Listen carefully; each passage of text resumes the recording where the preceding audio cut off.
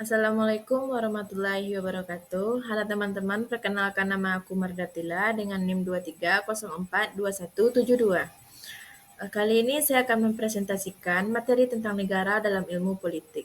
Tugas tugas video ini digunakan sebagai bukti tugas untuk pertemuan 7 pada mata perkuliahan ilmu politik dengan dosen pengampu Ibu Norah Eka Putri. Baiklah, kita langsung saja masuk kepada materi.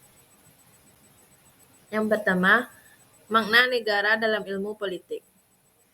Negara adalah entitas politik yang memiliki pemerintahan, yurisdiksi, otoritas di wilayah tertentu. Makna negara dalam ilmu politik melibatkan konsep kekuasaan, hukum, warga negara, dan organisasi pemerintahan yang mengatur dan mengendalikan masyarakat dalam wilayah tertentu. Ilmu politik mempelajari berbagai aspek negara, termasuk bagaimana negara berfungsi, hubungan antar negara dan warganya, serta peran negara dalam menciptakan dan menjaga ketertiban sosial. Yang kedua, bentuk negara dalam ilmu politik. Negara dapat memiliki berbagai bentuk tergantung pada struktur pemerintahan dan bagaimana kekuasaan dibagi di antara berbagai lembaga. Beberapa bentuk negara yang umum meliputi, yang pertama adalah negara kesatuan. Di negara ini, kekuasaan terpusat di tingkat nasional dan biasanya tidak dibagi dengan entitas lain seperti negara bagian atau provinsi. Contoh negara kesatuan adalah Prancis dan Jerman. Yang kedua, negara federal. Negara federal memiliki pembagian kekuasaan antara pemerintahan pusat dan pemerintahan regional atau negara bagian. Amerika Serikat dan Kanada adalah contoh negara federal. Bentuk negara yang terakhir adalah negara konfederasi. Dalam negara konfederasi, pemerintahan regional atau negara bagian mempertahankan sebagian besar kedaulatan dan hanya memberikan sedikit kekuasaan kepada pemerintahan pusat. Konfederasi Swiss adalah contoh negara konfederasi. Selanjutnya adalah sistem negara. Yang pertama adalah demokrasi.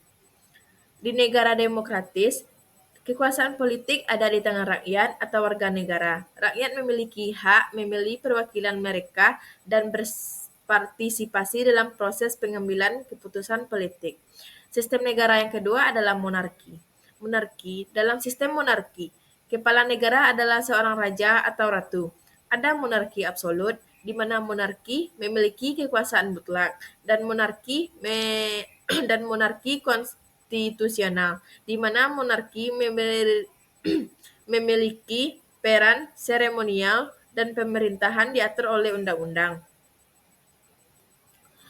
Yang ketiga adalah oligarki. Dalam sistem oligarki, kekuasaan dipegang oleh sejumlah kecil individu atau kelompok elit.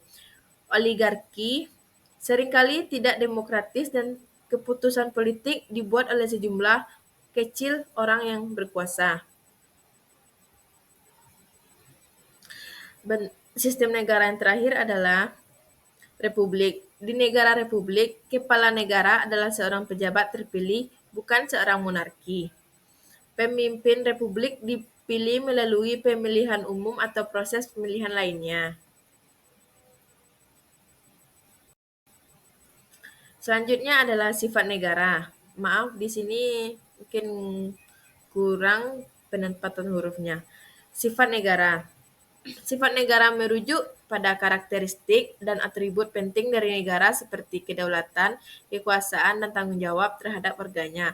Sifat-sifat negara meliputi, yang pertama adalah kedaulatan. Negara memiliki kedaulatan yang berarti negara memiliki otoritas tertinggi atas wilayah dan warganya. Kedaulatan juga mencakup kemampuan untuk membuat undang-undang dan mengenakan pajak dan menjalankan kebijakan dalam wilayahnya.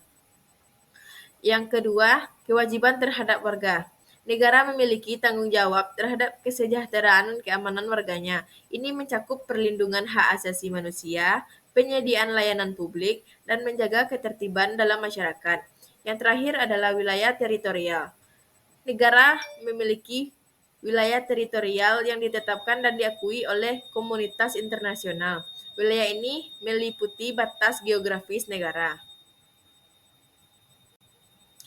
Kesimpulannya dalam materi ini adalah, dalam ilmu politik, negara dianggap sebagai objek formal yang dipelajari. Ini berarti bahwa negara menjadi fokus analisis dan penelitian dalam disiplin ilmu politik.